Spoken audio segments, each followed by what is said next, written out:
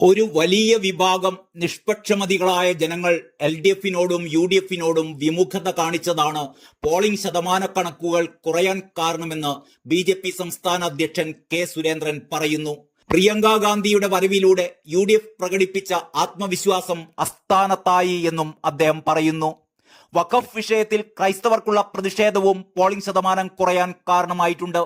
തങ്ങൾ പാർശ്വവൽക്കരിക്കപ്പെടുന്നു എന്ന ധാരണ ക്രൈസ്തവ വോട്ടർമാർക്കിടയിൽ ഉണ്ടായിട്ടുണ്ട്.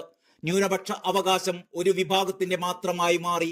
വലിയ തോതിലുള്ള ന്യൂനപക്ഷ ഏകീകരണത്തിന് ശ്രമിച്ചിട്ടും വയനാട്ടിലെ ഉപതെരഞ്ഞെടുപ്പിൽ അത് കണ്ടില്ല എന്നുള്ളതാണ് വസ്തുതകൾ കാണിക്കുന്നത്. മുഖ്യമന്ത്രിക്കും പ്രതിപക്ഷ നേതാവിനും വലിയ തിരിച്ചടി തന്നെ കിട്ടും. UDF-ന്റെ ജനപിന്തുണ വയനാട്ടിലടക്കം കുറഞ്ഞിരിക്കുകയാണ്. മൂന്നാം ബദലിന് ജനം ആഗ്രഹിക്കുന്നു. UDF ഈ തിരഞ്ഞെടുപ്പിൽ അപ്രസക്തമാകും. തോൽക്കുന്നതിന്റെ കാരണം കണ്ടെത്തുകയാണ് CPM. 23-ന് പറയേണ്ട കാരണം ഇപ്പോൾ തന്നെ പറയേണ്ടതില്ലായിരുന്നു. CPM-ന് ഇപ്പോൾ ചിഹ്നമില്ല. തിരഞ്ഞെടുപ്പ് കഴിയുന്നതോടെ CPM കേരളത്തിൽ ചിഹ്ന ഭിന്നമാകുമെന്നും സുരേന്ദ്രൻ പറഞ്ഞു. കേരളത്തിലെ അവസാന കമ്മ്യൂണിസ്റ്റ് മുഖ്യമന്ത്രിയാണ് പിണറായി വിജയൻ. പിണറായിയിൽ തുടങ്ങി പിണറായിയിൽ അവസാനിക്കുന്നതാണ് CPM. ചേലക്കരയും പാലക്കാടും BJP ജയിക്കുമെന്നും സുരേന്ദ്രൻ കൂട്ടിച്ചേർത്തു. ആദ്യമായി തിരഞ്ഞെടുപ്പ് രാഷ്ട്രീയത്തിലേക്ക് കടന്ന പ്രിയങ്ക ഗാന്ധിക്ക് റെക്കോർഡ് ഭൂരിപക്ഷം ലഭിക്കുമെന്നുള്ള UDF പ്രതീക്ഷകൾക്ക് വൻ തിരിച്ചടിയായിരിക്കെയാണ് വയനാട് ഉപതെരഞ്ഞെടുപ്പിലെ കുറഞ്ഞ വോട്ടിംഗ് ശതമാനം. മുതിർന്ന ദേശീയ നേതാക്കളെ അടക്കം രംഗത്തിറക്കി നാടും കാടുമിളക്കിയുള്ള പ്രചാരണം നടത്തിയിട്ട് പോലും 64.72% പേർ മാത്രമാണ് പോളിംഗ് ബൂത്തിലെത്തിയത്. ഏപ്രിലിൽ നടന്ന ലോക്സഭാ തിരഞ്ഞെടുപ്പിൽ 73.57% പോളിംഗ്. ഈ കണക്കുമായി താരതമ്യം ചെയ്യുമ്പോൾ 8.85% കുറവാണ് പോളിംഗിലുണ്ടായത്. പ്രിയങ്ക ഗാന്ധിക്ക് 5 ലക്ഷത്തിലേറെ വോട്ടിന്റെ ഭൂരിപക്ഷം ഉറപ്പാക്കുമെന്ന അവകാശവാദവുമായിട്ടാണ് UDF ഈ തിരഞ്ഞെടുപ്പ് കളത്തിലേക്ക് ഇറങ്ങിയത്. ചില നേതാക്കളാവട്ടെ ഇതൊരു പടി കൂടി കടന്ന് 6 ലക്ഷം എന്നതിലേക്ക് ഉയർത്തി.